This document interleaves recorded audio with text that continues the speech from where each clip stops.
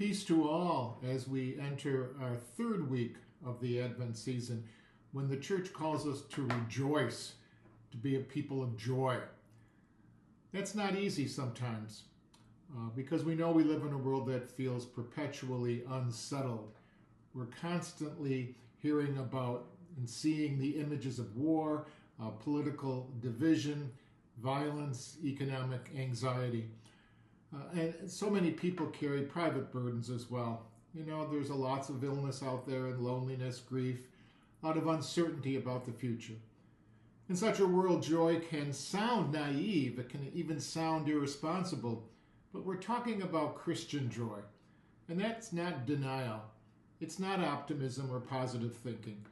Joy in the biblical sense is something deeper and more resilient. It is the quiet confidence that God is present even when circumstances are not resolved. What did Nehemiah say? The joy of the Lord is your strength, not your escape, not your distraction, but your strength.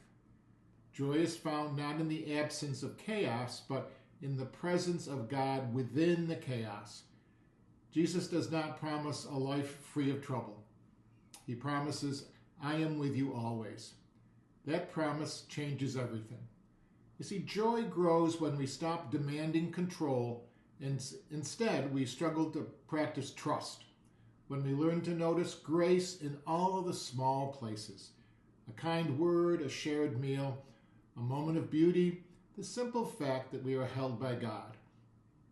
In a chaotic world, joy becomes an act of resistance. It says that fear will not have the final word, that suffering does not define us, and that love is still stronger than despair. To choose joy is not to ignore the world's pain, but to believe that God is still at work within it and within us. That's the joy that sustains us. That's why we can say this third week of our Advent season, rejoice. Rejoice because God is still working with us in the midst of all that's going on around us. Be at peace. Have a peaceful third week of our Advent season.